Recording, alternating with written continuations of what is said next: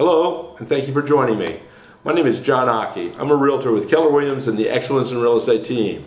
We're getting ready to wrap up. There's one more part after this, but this is a special 10-part video report on negotiation skills, techniques, how to use them, how to avoid them, whether you're buying or selling your real estate. And this is the fifth of 5 common tactics that are in use today that are pretty common in real estate negotiations. This is the old "would you take it" negotiation tactic. And this is something that, if properly handled by the real estate agents, the buyer should not be able to utilize this.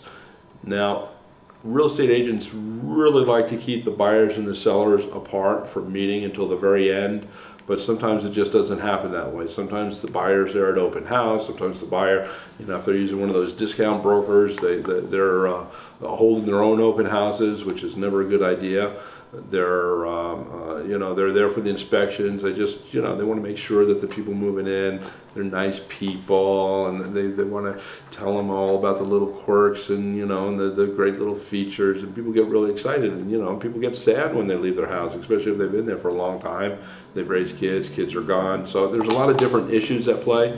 But sellers quite often do want to meet the buyers, and it's always in the best interest of the buyer to meet the seller, though. So if you're selling, listen to your agent and keep away from the buyers. Do not interact with them, do not talk to them, do not have anything to do with them, especially not in the without your agent being in your presence.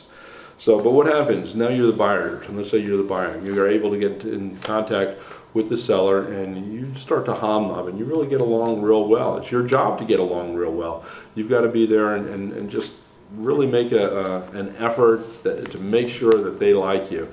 And you start talking, and then you just say, out of the blue, would you take X for this? Or what's the best price that you would really take? And you'd be surprised. You're going to find that you're writing offers for a lot less than you had anticipated, or that you are willing to pay for that. And this is real critical if you know that the seller has a lot of equity in the property, they've been there for a long time, and whatever the case is there. So, and you know what the seller's motivation is, and you can really play that off if you prepare yourself and you use timing to your advantage. You never know what it is that you're going to get. Now, you're the seller and you find yourself in that situation, and then you say, well, would you take X for the property? Well, you say, wow, I'm not sure. Put it in writing and let's see what it looks like on paper. That's, put up or shut up. And it's like, okay, you want to negotiate, put it in writing, and then I'll counter offer you, is what you're saying.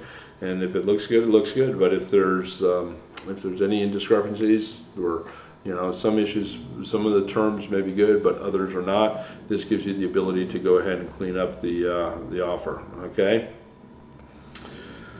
So get them to put it in writing, and like I said, if they're wasting your time, if they don't, then they're just wasting your time. If they don't put it in writing, they're just wasting your time anyway. All right, so this is John Occhi, and I have one more part. It's going to be more or less a summary and some of the last little tips as far as your information. So please come back and see what I have to say. And until next time, though, make sure that you have a great day, because every day is so precious, all right? So make every day a great day. All right, thanks again. God bless.